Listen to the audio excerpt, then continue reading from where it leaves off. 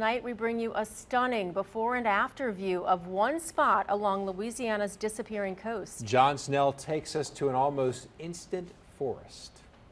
I'm 5'7".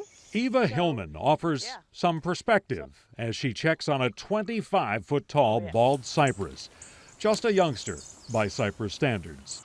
Yeah, I mean, this tree is flushing out with the spring, and it looks really, for all intents and purposes, it looks very happy.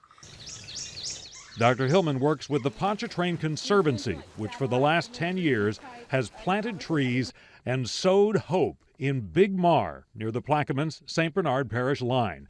Here, a brand new forest takes root. It was likely a 1-year-old, 1 meter high bald cypress tree at that time. Here's a shot from 2012 of volunteers trudging through the marsh about to stick these saplings into the ground.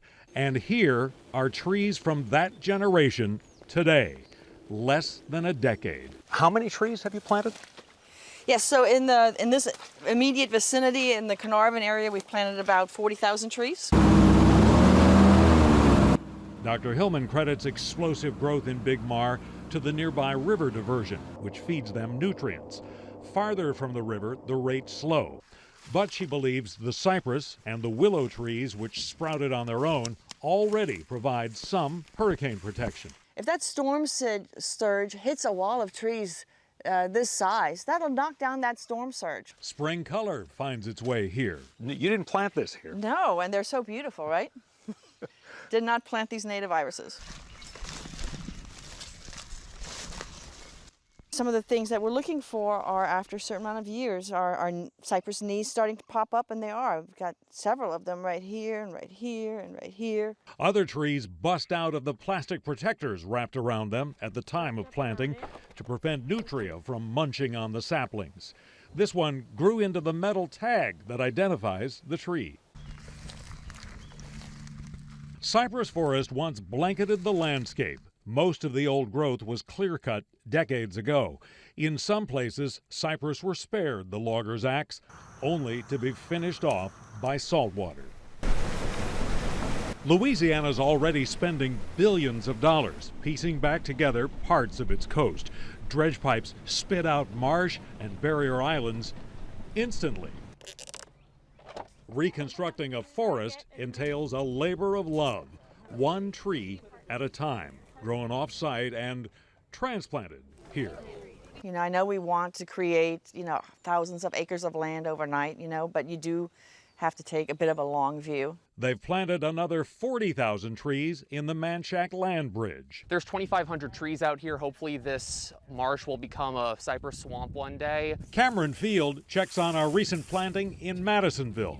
They're first there. It's just really rewarding to see that, we're making a difference, and you can actually see it physically. Historically, this was probably all cypress marsh, and the Mr. Go, when they opened it up, it changed the salinity levels here.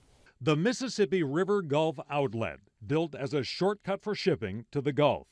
Before Hurricane Katrina, the Mr. Go drew in saltwater that killed 27,000 acres of marsh and wetlands.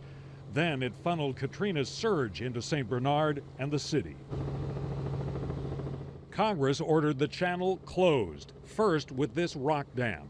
That shut off the saltwater and, scientists say, gave young trees in places like Manchac a shot at survival. Not everyone is happy with the current arrangement. The elected officials and the citizens of St. Bernard Parish was against the opening of the Mr. Go back in the 1950s. And no one listened to us. St. Bernard Parish complains storm surge rolls right over the rocks, but the wall prevents the water from receding. Last year, flooded fishing communities lost weeks of work waiting for the water to go down. And we need to think about people and their lives and their industry. Parish President Guy McGinnis argues much of the channel has already silted in, and the new 2-mile-long flood wall now shields the parish and the city from hurricanes. He wants to partially open the rock wall. It's just to put a 56-foot gap here. And remember, this is 35 foot deep here, right? So we're going to go down about 10 feet and leave a 25-foot wall under the water to stop the salinity. The parish is having a tough time convincing scientists, or for that matter, state officials, to even partly take down the wall. they fear the results. I would expect soil salinity to start increasing again further up in the basin. These new forests face longer-term challenges. Rising seas threaten to inundate them with salt water. 3 years ago, scientists tried plantings on a more industrial scale, aerial seeding, but the success rate was low.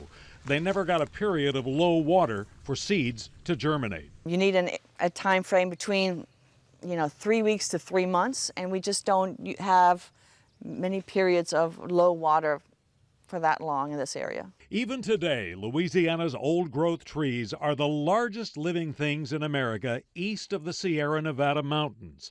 It took centuries to happen. Is this forest going to be here in? I sure hope so. This land area is growing. The willow forest tells me the land is stabilizing. The trees we've planted here are growing and they're surviving. I don't see why not. Just maybe it provides Louisiana's newest forests at least a fighting chance. John Snell, Fox 8 Local First.